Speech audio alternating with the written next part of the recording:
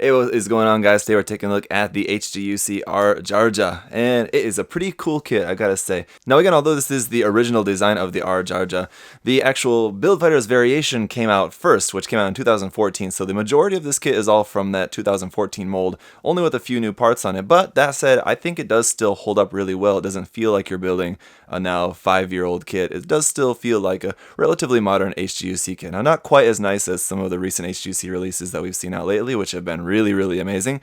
This one is still, I think, pretty good, so we'll see that over the course of the review. As always, guys, huge thank you to ZZ Gundam Store for making the review possible. Check the link to their site down below and use that coupon code there, ZakuAurelius 10, to save 10%. Now let's get into the review, and I want to start off here by going over what you get included with the kit. Now, first of all, for the hands, you just have a couple of holding hands here. Those are from the original kit. Not really all that great. They look okay, but they're just kind of typical HG holding hands there. But we do now also get the addition of at least one more hand here. This is just open hand for the left hand, and that is it. And then we've got our beam saber here, which according to the manual, the sheath actually doubles as, aside from just a saber holder, as an energy charger for it as well. So this just has a little sticker there on the side, as you can see. I'll come back to the stickers in a moment, but you actually get two of these Xeon marking stickers here. And doesn't actually, as far as I can tell in the manual, show where to put the second one, so you're just kind of free to put that to wherever you want. But anyway, this just has a little plug there on the side of that, so you can plug it onto this side skirt here. And if you wanted to plug it onto this side over here, there's nothing there. You'd have to drill a hole into that. It wouldn't really be all that difficult to do if you wanted to have two of them or something. But the handle just comes out like that. It has this cool little piece on there, but that piece you're going to have to take out to plug in the actual effect part. This piece is just kind of very tight actually in there, but that's just to hold it into the sheath. We'll set that aside, and then you have your beam effect part here, which will plug in there in its place, and then that can just be held in the hand like that. And then we have the beam rifle with the heat bayonet. So this has a foil sticker there for the camera on that. Nice red piping parts on here. This part here on the back will move up and down like that at the back there. The heat bayonet can also be removed, and you can just hand hold this. Now it's supposed to be silver for the blade, but it's not, and we don't have any sticker or anything for that. So probably just getting some silver paint, painting that up will be easy enough. But then it just plugs on here to the front of the beam rifle, so that can just be held in the hand. Nothing else moves on it, the camera or the handle or anything like that. Just have to open up the hand and hold that. And then the last thing here is just this little connection piece for this, so you can just slide this onto the part of the rifle there. And we go around here onto the back, and you can plug it on either the left or the right side, but it just plugs into the backpack right here like that for storage. So admittedly, it's going to be looking a little bit goofy having that giant beam rifle and bayonet sticking up off the top, making him very tall, but it is pretty cool that at least you can store it somewhere on the kit. Now real quick, back to the sticker sheet. We have black stickers here, and here on the chest, one here on the front crotch part, two little yellow bits there on the toes, and then just the black one for inside the face there, and then a little green circle there for the mono eye. The mono eye is not molded into that plastic, so you can just put that basically wherever you want. And with that, let's get into the articulation here. So the head, as you can see, will go up to about there before it's about to come off the polycap ball joint in there, and then down to there, which is pretty nice. So it's not like a whole lot of articulation, but I think it's definitely plenty enough. In the stomach section here, we do have a little bit of ab crunch forward and back like that, just a little bit. Can also move it side to side just ever so slightly, basically just on the base ball joint there, connecting the top and bottom half together.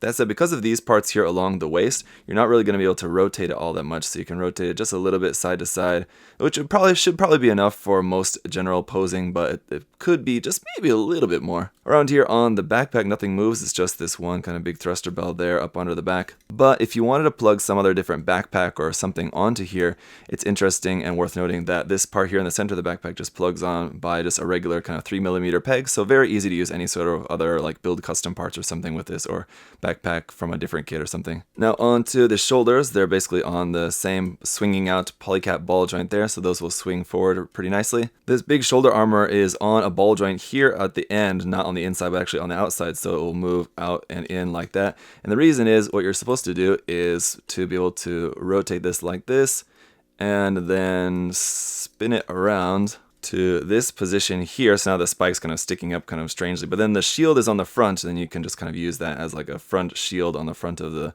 guy there for some defense. But anyway, because of the weird shoulder joint there, then the arm can only come up to about there, which is not even kind of really 90 degrees. So vertical movement of the arm is going to be pretty limited.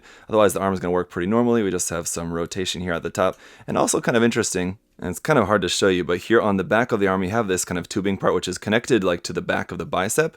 But when you rotate the arm, that is able to rotate around nicely and it doesn't get in the way of anything. It doesn't clash with the part there at the top of the arm or anything, which is nice. And we just have a double joint there in the elbow for a really nice elbow joint. And again, all the details on here, little details on the front and the back of the arms.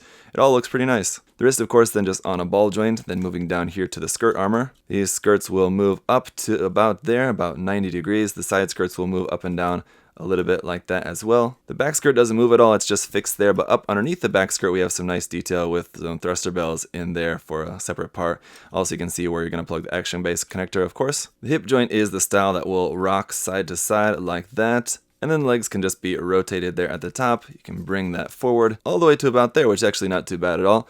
Nice double joint here in the knee for a pretty good solid bend. It probably could have gone just a little bit more, but that's definitely enough, I think. And then down here for the ankles, those will go side to side pretty well, so you should be able to get a pretty nice wide stance out of that. The ankle will move forward up to there, back down to there. And then up underneath the feet, you have about half detail with some hollow gaps in there as well. So while the stickers for the kit were pretty minimal, it's basically just like for the eyes, cameras, and then you just have like these little black apps. I think they could have gone a little bit farther with giving us some more little black stickers. So for example, maybe for the stripes here on the back here, just 3 little black stickers for that. Maybe on like the inside of some of these kind of vents here on the side of the leg, there's like a black stripe for there. And then on the inside of the leg, it's actually a little bit different.